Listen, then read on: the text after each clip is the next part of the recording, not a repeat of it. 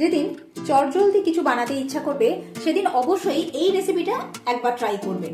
গরম ভাতের সাথে খেতে লাগে অসাধারণ। হ্যালো ফ্রেন্ডস, মিষ্টি ক্যাম্পের আরেকটি নতুন পর্বে সবাইকে স্বাগত জানিয়ে আমি আজকের রেসিপি শুরু করছি। আশা রাখছি আমার আজকের এই রেসিপি আপনাদের সবারই ভীষণ পছন্দ হবে। তাই ভিডিও ভালো লাগলে অবশ্যই একটা লাইক আর শেয়ার করে দিতে একদমই ভুলবেন না। আর এখনো যদি আমার চ্যানেলটি সাবস্ক্রাইব করে না থাকেন তো প্লিজ বন্ধুরা অবশ্যই আমার চ্যানেলটি সাবস্ক্রাইব করে আমার পাশে থাকবেন।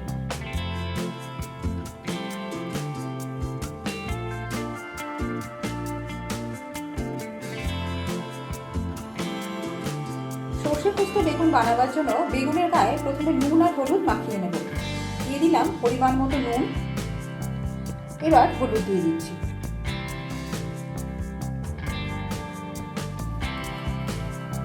এবার বেগুনের গায়ে নুন আর হলুদটা ভালোভাবে মাখিয়ে নেব।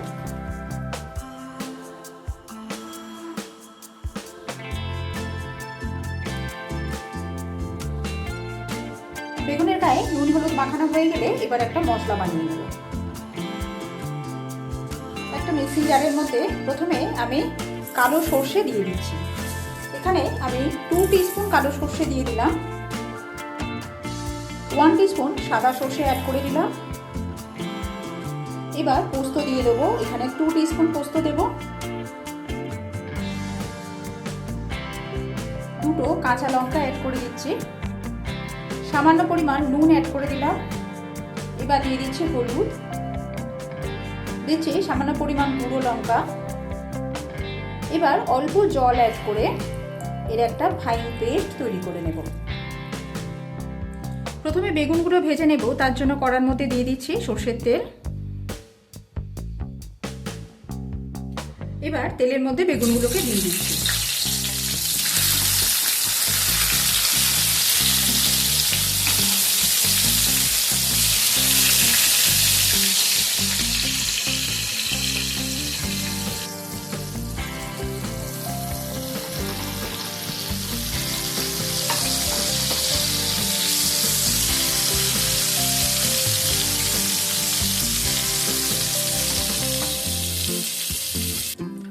বেগুন ভেজে নেওয়া হয়ে গেছে, এবার আমি তুলে নিচ্ছি।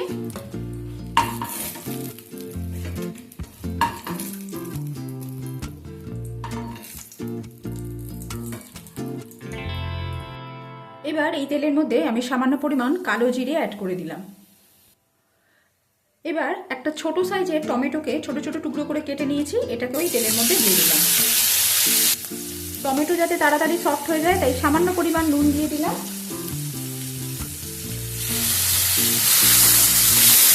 এবার টমেটোকে খানিকক্ষণ একটু রান্না করে নেব যাতে টমেটোটা সফট হয়ে যায়।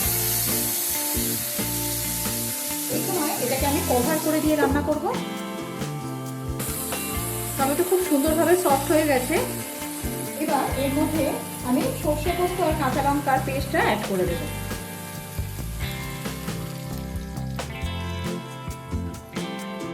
মিক্সি ধুয়ে সামান্য পরিমাণ জল দিয়ে দিলাম। মশলাটাকে এবার ভালোভাবে একটু কষিয়ে নেব।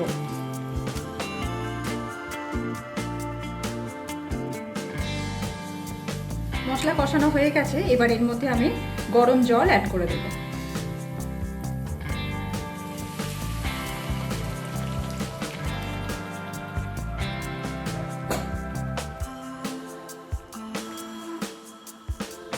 একবার মিশিয়ে নিলাম।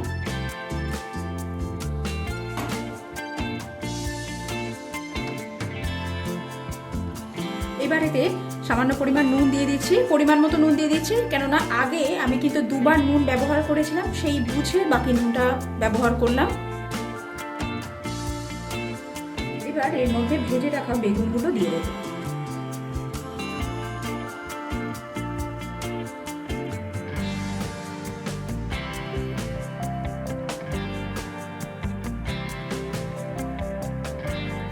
উপর থেকে কিছু চিড়ে রাখা কাঁচা লঙ্কা অ্যাড করে দিলাম।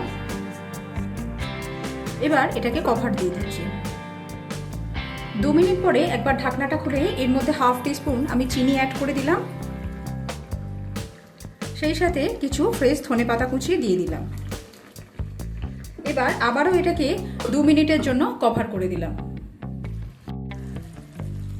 3 মিনিট রান্না করার পর আমি গ্যাসের ফ্লেমটাকে অফ করে দিলাম। এবার এর উপর থেকে আমি 1 টেবিল স্পুনের মতো সর্ষের তেল দিয়ে দিচ্ছি।